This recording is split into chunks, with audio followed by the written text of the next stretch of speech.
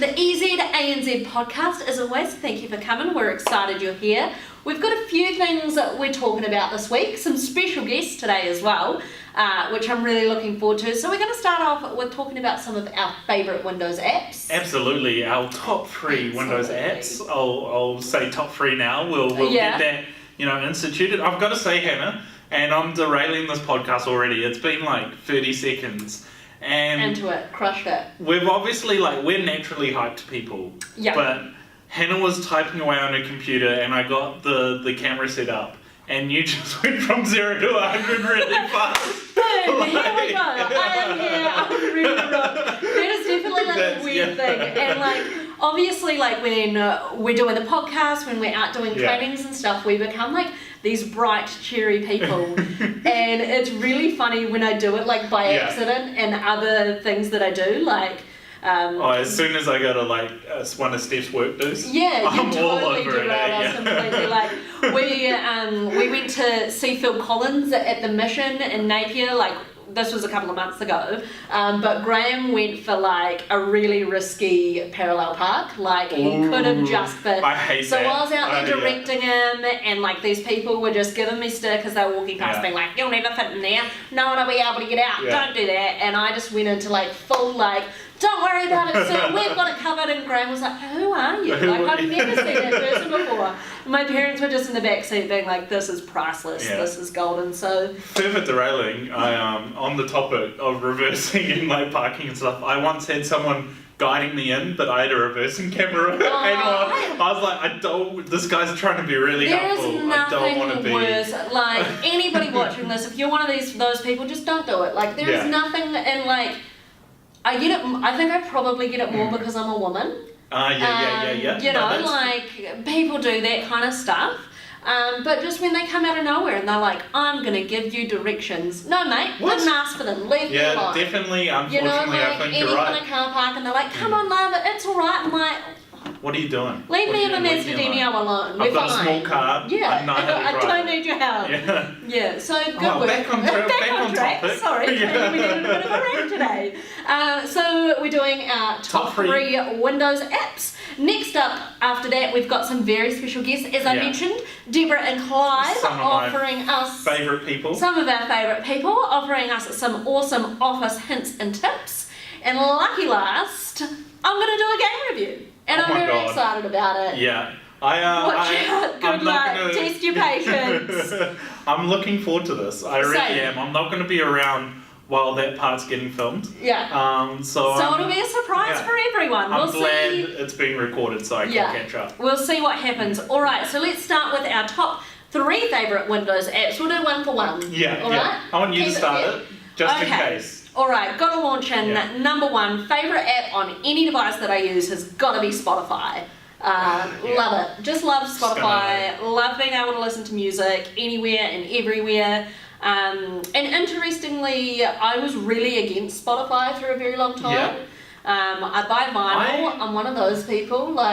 And because I studied music for a long time, so I'm very much revenue streams for artists. Support live music, support buying people's physical discs. Entertainment is wonderful, but people need to make money in order to be able to do it. So I had a lot of very passionate ideas and thoughts about things, and it was actually someone in a retail store, clearly a great salesman, was just like, "Come on, lady, chill out, just try it. They still get money in the mix." Is this because of a phone plan? Yeah, so I got it free with my phone plan, and I was just like, what's the harm? And I couldn't live without it. Obviously, when it came to the Windows Store, that was a rejoicing moment. That was such a moment. Yeah. And even this morning, listening to music on my way to work, and then I got here and Fletch wasn't here. He was out getting a coffee, bought one for me. Nice guy, good friend for the coffee. But I kind of sat down and was like, there's no one here to talk to, so I might as well listen to some music. And then I was just able to switch on my phone to listen on that device. Yeah. So really nice and easy. I know when you work from home, that's a feature you use all the time. You hadn't shouted it out. Because I've got my office and I've got a home theatre system, and my home theatre system is what I like to listen to my music on, because obviously that sounds better than the portable speaker. Totally. But I'm in my office and it's an old home theatre system, so it doesn't have Bluetooth. Yeah, right. So I leave my phone plugged in and just control Spotify through my PC while my phone's actually playing it. It's super good. It's and I think such a good app.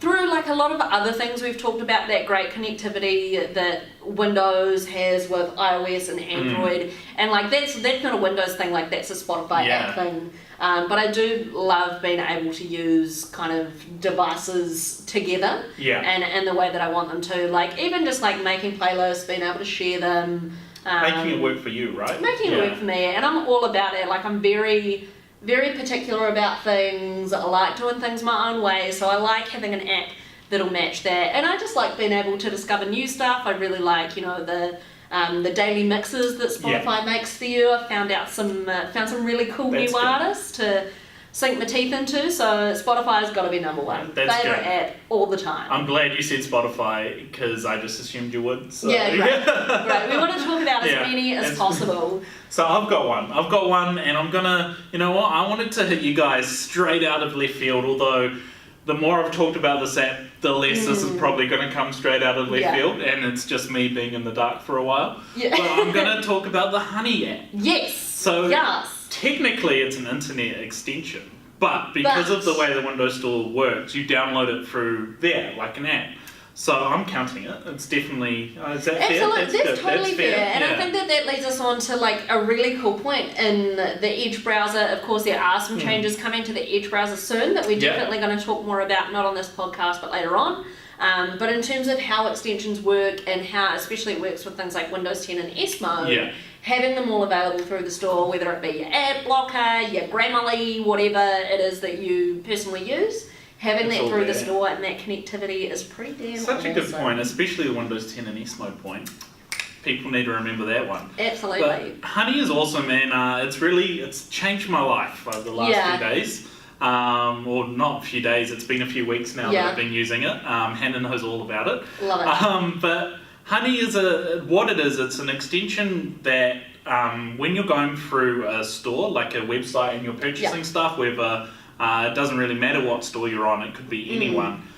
When you're actually going to process that out of your cart, Honey will search the interwebs, roll the internet for all the discount codes you could think of, and it will test those codes out for you automatically. So it'll, go find them, see if it works, and then apply that discount straight away. It is such a smooth experience though, right? It's like a really consumer-friendly experience. I love it. I'm so excited that you brought it up. And like it's really easy, like it shows up orange when there is stuff available on that website for you. It's easy, and like working so closely with retail, I won't pay full price for anything. I'm one of those people, and so you don't need to pay full price for something. And like for example, even something as simple as ordering a pizza.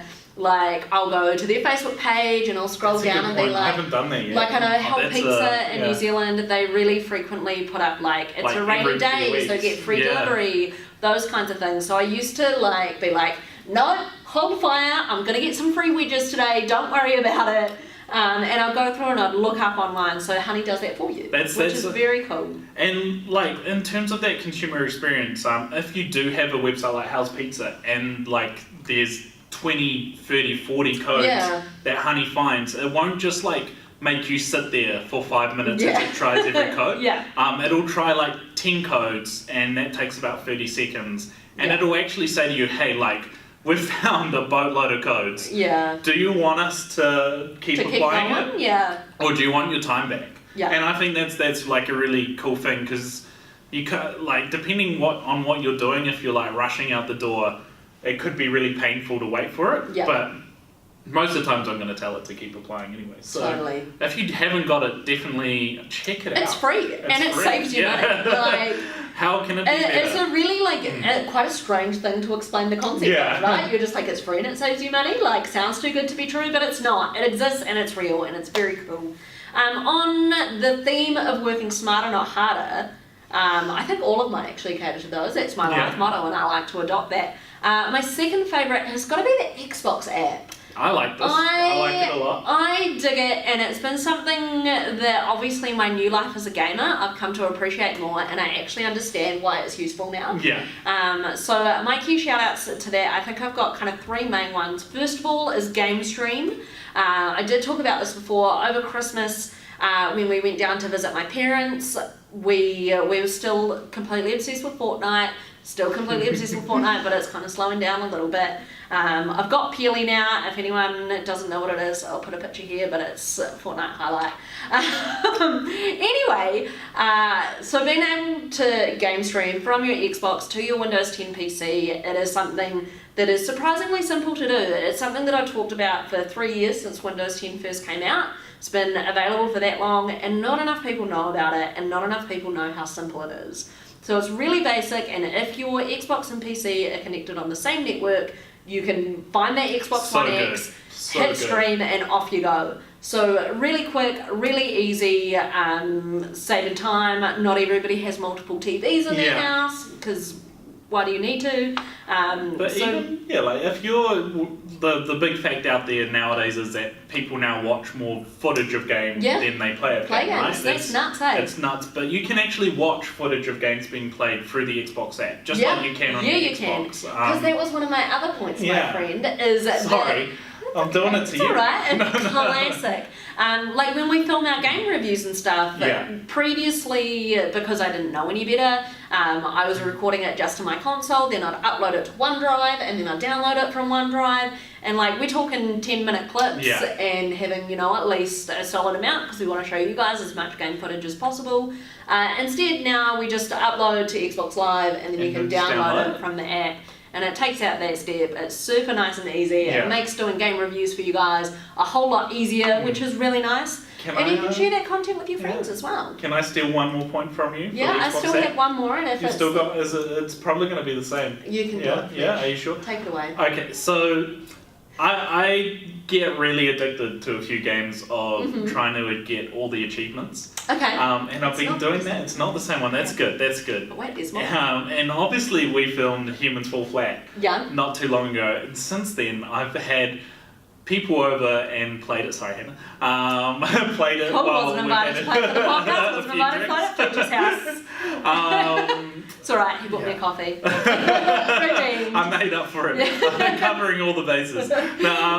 But I got pretty addicted to that and doing random things to get achievements for it. And being able to like not pause my game and go look at my achievements but have the Xbox app open so I can check them. I think little things like that are super handy. I know what your next one's going to be. I can feel it. Damn. I'm just going to let you know I'm not. And that makes me a nice person. I appreciate you. You thought you were going to, but then you didn't. So you've been a good friend today. Well done. You've been a bit needy this morning. But needy, and now we're doing needy alright. Fletch came out.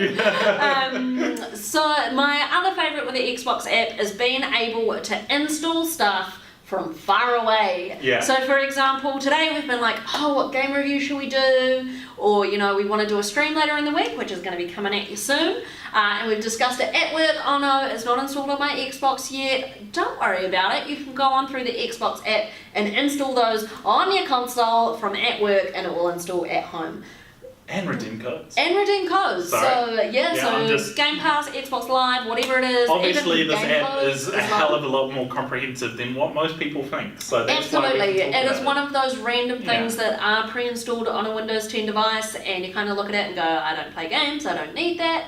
But it's really, really comprehensive if you do play games, or even just, you know, adding to that awesome gamer online community. I think it is very, very cool. Tells you what's coming to Game Pass, what's leaving Game Pass, what's on Games with Gold, all of those kinds of things. It is the one-stop shop for anything gaming, and it's just cool. It's a really cool, useful, multifunctional app. Yeah, I see. My next one, I'm a little bit concerned because Hannah was, you know, before she talked about Xbox, she was like, most of my apps are all about productivity. And obviously that means Hannah's a hard worker. And all of my apps, bar one, is not about productivity. Classic. So that obviously says something about me. I said productivity and then I launched into Xbox. So it depends. It depends how you see it. Yeah, she was thinking about it from downloading clips perspective. I know it. We now play games for work. Nailed it. This is the dream. I'm going to talk about an app that I don't think a heck of a lot of people know about, and it is another great one, and it's called Reddit, which sounds like Reddit, and that's because it is Reddit. So Reddit hasn't actually developed their own app for the Windows Store. Obviously, you've got one on your phone, and I think the reason they haven't done that is because a lot of Redditors get very particular on how they set up their version of Reddit online. Right. For anyone who's new to Reddit, and this was my experience, I found that a little bit intimidating. Right. Like, a little bit intimidating. To me, it's not, even though I love Reddit. You're a lurker on Reddit, aren't you? I'm a big lurker on Reddit. I can sense it. I go on Reddit. You save your trolling for real life. I do.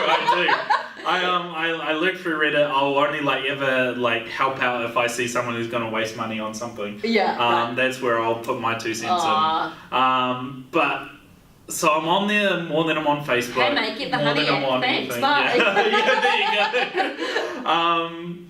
And I found I found a lot more people as well, which makes me feel better. Have found Reddit really intimidating to get used to. Yeah. So Reddit is something, again, I found out a few weeks ago, and I've downloaded it, and it's something it's an app that lays Reddit out in a way that's very similar to your phone experience on your phone app, which I know a lot of people like, a lot of people hate, but a lot of people like it as well. Yeah.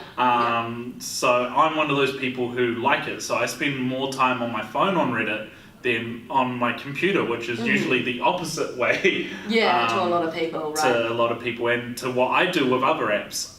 And I'm going to put a screenshot up so Hannah can show you this when she edits the podcast. I like doing that.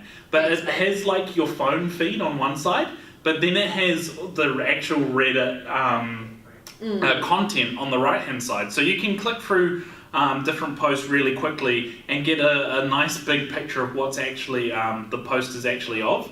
So as you go down it, I find it just a far better experience in navigating and just a general user experience overall. Nice. So and I've talked to a few other people who are actually fans of it so far. So the same boat. They're on the same page. We all knew this was going to happen. Can I add in one that wasn't on my list of 3? I planned this. That's why I wanted to make sure Hannah went first. You were just like, 3, Hannah? It's got to finally be 3. It's like, right, okay. But just as you were talking then in terms of the online, through a browser experience versus an app experience, I have to admit, I was very ignorant for a long time. And I was all about browser. Why do I need an app for that when I can just go on the browser for that? And I'm sure there are a lot of people listening to this being like, yes, Hannah, preacher, I agree with you. And a lot of people being like, lady, what are you doing? And Steve was one of those people who said to me, lady, what are you doing? For not using the Netflix app. I just watch Netflix through a browser. Shoot me. I'm sorry. But a lot of people are probably groaning, but that was definitely one where I'd never used the Netflix app before, and Steve was like, sort your life out, it'll change it. Being able to download content, who knew? All of those kinds of things. Definitely a special sneaky shout out to the Netflix app. Thank you, Steve, for changing my experience and my life with that one. That's good. Does that mean I go now? Or do you want to go again? Do you want to do a full one? Okay, I'll do my actual third one. Is OneNote. And we tried to not pick Office features deliberately because obviously we've got Deborah and Clive coming at us with some Office tips very soon, so I don't want to steal their thunder. But I do want to talk about OneNote, especially because it is now a Windows app, not an Office app. And that's an interesting change. So it's a very important one, and one that I don't think that we've shouted out particularly well, because there's a bit of confusion surrounding it, and we all know there was OneNote 2016, and then the app version of OneNote. Yeah. And there are a lot of differences between the two, and it was quite frustrating. Personally, I found it was really frustrating being a desktop user, then having notes shared to me from, the app version, and then things not matching up and stuff. So now Microsoft's focus is solely on the app version. It is now free through Windows 10, which is really, really cool. And I think in classroom environments and work environments, that's going to provide people, uni, all of those kinds of things, a really, really powerful tool to do all kinds of things. So in that app is now everything that was available on the desktop version, record audio, ink to text, ink to math, ink to shape. Help me out. There's immersive reader. Thank you. There are so many things. Classroom notebooks. I'm just there is a heck of a lot. Researcher now. We've spotted that the other day. We need to try it There out. is also the ruler, translation, all kinds of things, ink replay. So there is so much within OneNote that we could probably do an entire podcast just dedicated to it. But hands down, it's my favourite app. I use it for everything. Like we obviously use it a lot for work, right? Yeah. But I've found myself probably over the last month, I've been using it a heck of a lot more, and one of the reasons I've been using it is to hold myself more accountable. Yeah. With thing. And I think that's a great way to use it. You know, if you come up with ideas, if you're talking in meetings, if you're doing whatever, I think that's the place where you should record a lot of it. Absolutely. So that you actually, do what you're saying. And I think OneNote is really good for that. And a great way to expand on OneNote as well. Like you, of course, can link OneNote to your meeting notes. Yes. When you set up a meeting in Outlook. And I'm so sorry, but I'm going to throw in another cheeky one just real quick. Is the to-do now app it's getting out as of well. hand. Now, for goodness sake, Hannah, typical. We all knew this was going to happen. Set 3, now you're doing 5. But linking that to the to-do app as well. And just you talking about holding yourself or other people accountable to actions and things like that. Or even if you're just having a week where you're like, what have I done this week? I haven't achieved much this week. Having that tangible thing to tick stuff off as you go or cross it out with a pen, which is really satisfying cool. Feeling. Being able to link those tasks from your OneNote to your Outlook to your to-do app and having all of those speak to each other so you have a delightfully well-planned work week is very, very cool and very helpful, especially, even in life when you've got like Graham and I are going overseas soon. You're taking a break over Easter and Anzac Day and stuff to go on a holiday. Coming up with all of those things, like I spot stuff on Instagram all the time. I'm going back to Vancouver, surprise, surprise. But I've seen heaps of stuff through Instagram pages that I follow that I've never seen before, and I screenshot it. And like I've been doing this since we decided in January we were going, so I've been screenshotting it, and then it kind of dawned on me like, oh, where am I going to find all those screenshots? Do I have to go through all of my screenshots to find what I want to do? So we have started a holiday OneNote, which of course we can share.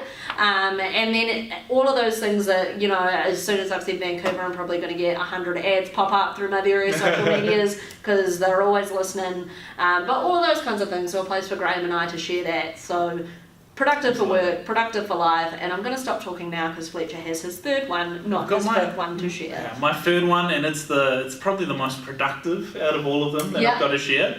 And it's one that I personally think is amazing and can add value to anyone, and it is called Khan Academy. So I think Khan Academy is pretty well known worldwide, but maybe it's more like, I've heard the name, I know that it's meant to be really cool, but I haven't used it. So what is Khan Academy?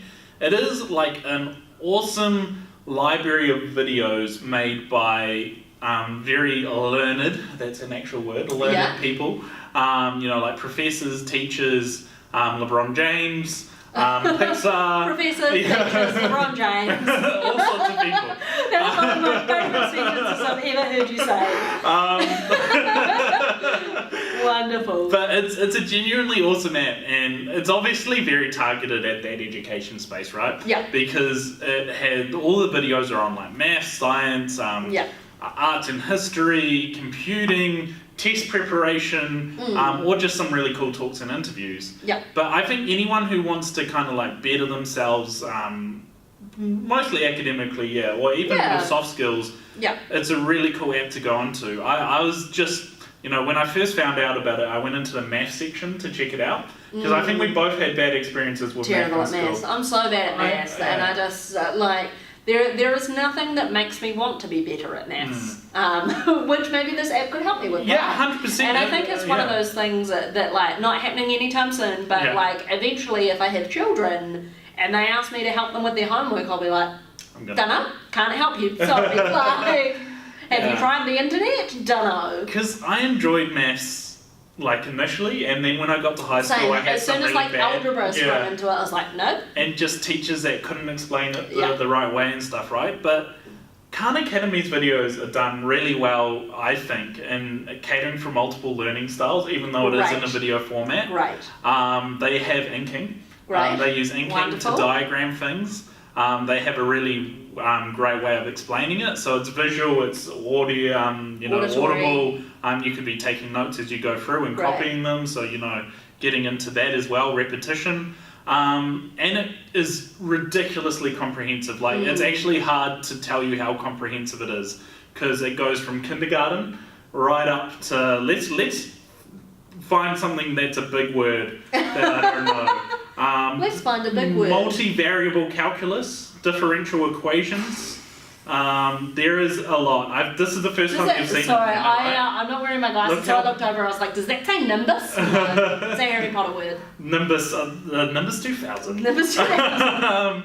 So that's awesome. But then when you go into there's sections called partner content and talks and interviews, and there's really cool stuff like Pixar Studios actually takes you through all sorts of dope things like coming up with camera angles in animated movies, how to light them, how to get the best out of motion in animated movies. LeBron James, the reason I mentioned him is because he poses questions like, what's the probability of making a 3-point shot all the time, is obviously the answer. Yeah. But no, they actually break it down and tell you how they come up with an answer. So even if you just want to have, if you're curious, if you enjoy things like TED Talks, I think you would really enjoy this. Is it free? It's free. It's 100% free.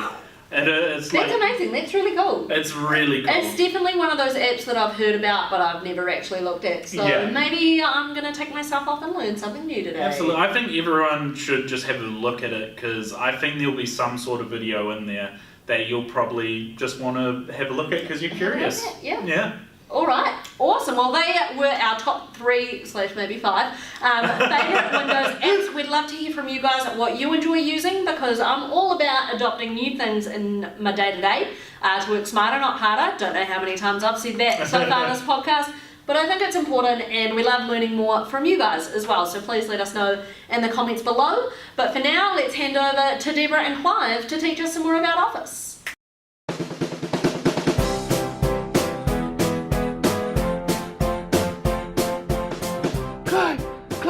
Clive! Oh, hello, Deborah. Check this out.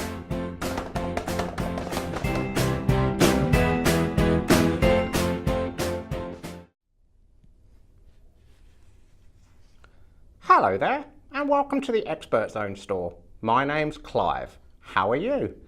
Oh, hello, Clive. My name's Deborah. Oh, hello, Deborah. How can I help you today? Well, Clive, you see, I'm here because I'm looking at a laptop for my young son who starts school soon. His name's Timmy. Oh, that's a lovely name. Don't they grow up fast? Yes, they do. However, I'm worried that Timmy's going to struggle with math. He's not very good with numbers, you see. Oh, no, that's no good. No. Is there something you can show me that might help him with his maths? Well, it's funny, Deborah, you mentioned this. I'd like to show you a quick demo on mathematics in OneNote. How does that sound? Oh, that sounds fantastic. It's really easy. Check this out. Simply highlight the mathematics equation you want to solve, hit Math, and then you can select for solve for X or Y. You can even show your working out and how you got there. If you wanted to, you could even graph it in 2D. Wow! It really is that easy? It's that easy, and it even shows how to do the working out. That's fantastic. Timmy will be a whiz in no time. Yes, he will. I think I'll take one. That's fantastic. Let me ring you up. Thank you very much for visiting today. You're welcome.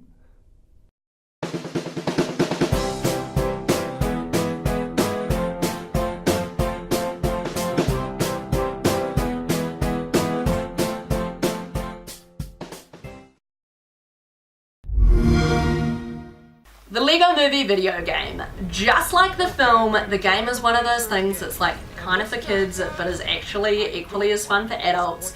As you guys know, I am new at gaming, so I think my reviews might be a little bit different to Fletcher and Steve's, and I think I've picked a pretty good game according to that.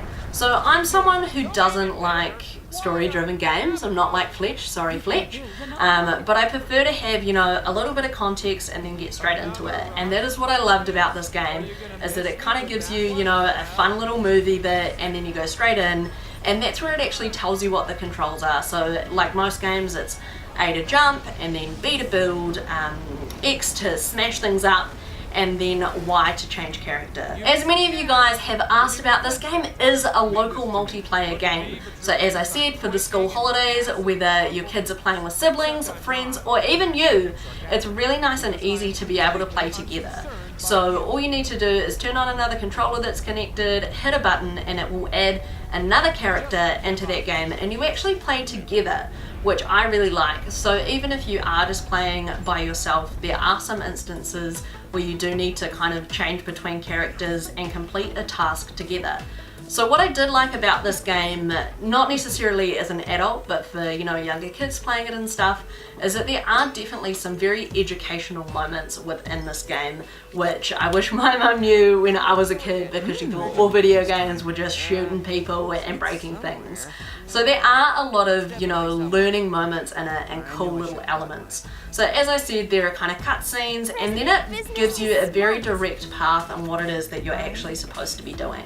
So when I was kind of learning how to play games, I think the things that frustrate me the most are just too open world, not knowing what it is that you actually need to do, you know, kind of not knowing the point, and then dying too frequently. So this game, I didn't die once. I was really proud of myself for, you know, the hour or so that I did play it for the review. I didn't die, so yes, pat on the back, well done Hannah. But it does give you the option to kind of go out, explore, look a little bit further afield.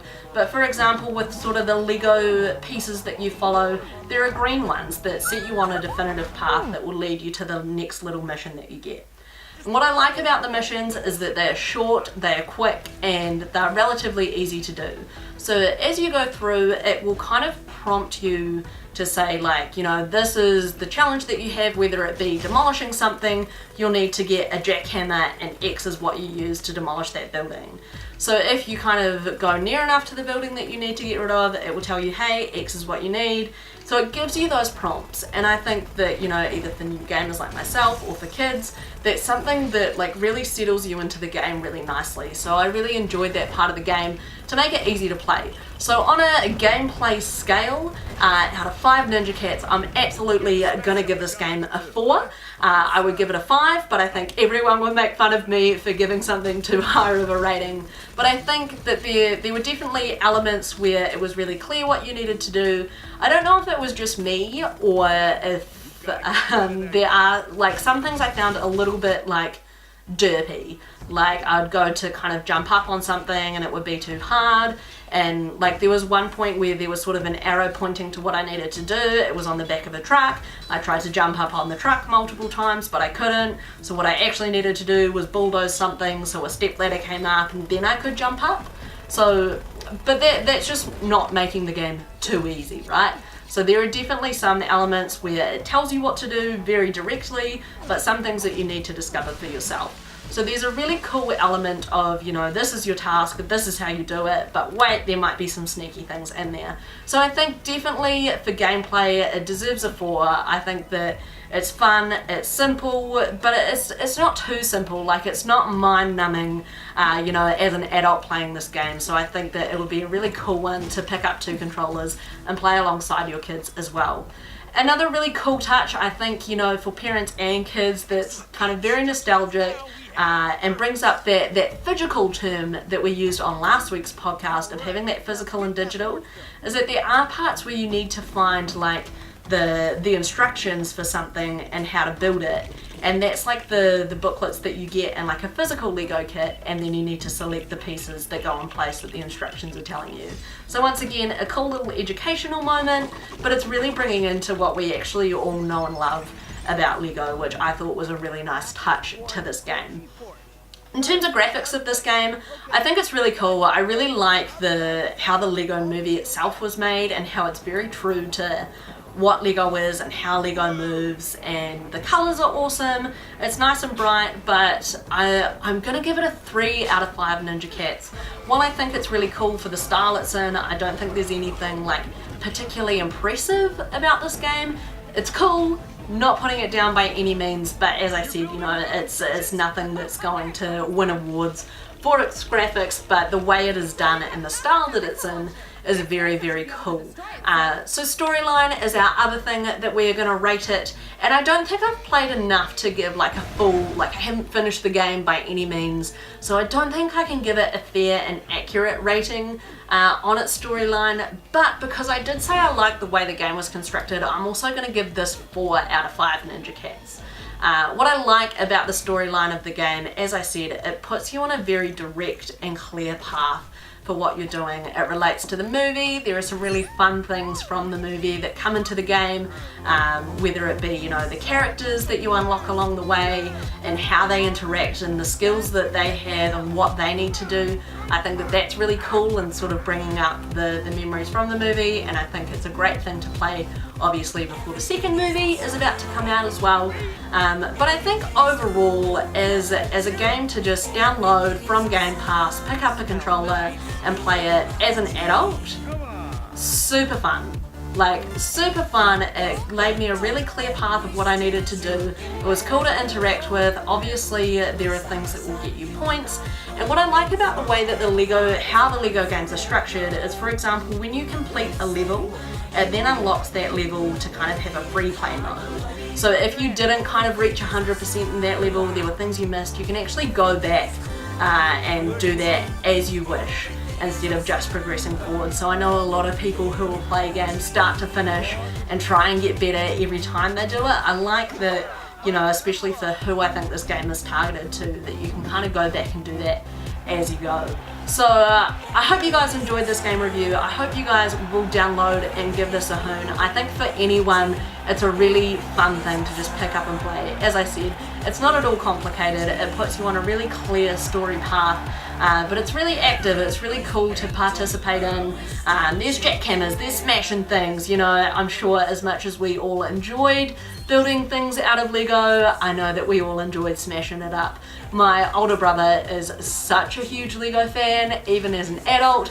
You know, he's nearing that 30 mark. He still loves Lego, and it's still a huge part of his life. So I think, you know, as both a nostalgia thing for adults or a cool thing to connect with your kids on something that you might all have in common, I think that this game's a lot of fun. It's true to the movie, it's got the movie character voicing, and as I've said probably 100 times now, it's just fun. Like, it's something that is cool, it's laid back, it's not at all scary, you don't feel tense, which, as you guys know, is something that I don't like about certain games. So I think it is a great one to pick up and play for half an hour, 2 hours, however long you want. It does have regular save points along the way, thank the Lord, which I think is super helpful, and I think that it's great that it has local multiplayer that you can tap in and out of at any point in time.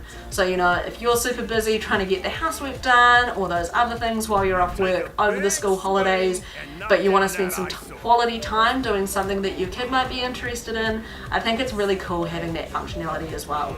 So overall rating, I'm probably going to give this game, you know, a solid 4 out of 5 Ninja Cats. It was lots of fun. I would give it 5 if people wouldn't give me so much stick for it. As I said, I think it was really fun, but it might not be, you know, an overly impressive, wow, I'm completely addicted to this game kind of game.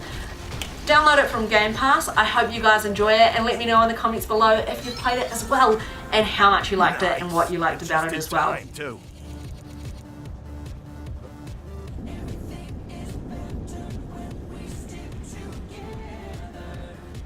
What another great week, and we say it every time, and I don't care anymore. It is a cliche. Just a personal pat on the back, it's all good. I love Clive and Deborah. I'm a little bit afraid to say anything except I love them, because I don't know what will happen. I don't know what will happen either, so hopefully they'll join us a few more times. We'd love to hear from you guys. If you found it helpful, any other hints and tips, whether it be Office, Windows, Xbox. Tell us about some of your favourite apps, because I want to know more so that I can go and experience them myself. I actually genuinely enjoy hearing about stuff like that, because anything that makes my life easier is a good thing. Absolutely, so fully agree. shout some apps out. Hope you enjoyed my game review. Thank you for your patience. I appreciate you guys coming with me on my journey to become a better gamer and a better human being. If you have any more suggestions for anyone, not just me, either Fletch or Steve, or if you want to bring back someone else, maybe even Deborah and Clive play a game. Don't know. that would be great. That's a huge other promise, and I take that back. Oh, I don't want that promise taken back. I think it should stay out there. Alright, Okay. now I've said too much. We will leave you for the week. Thank you so much for joining us, and we'll see you guys next week.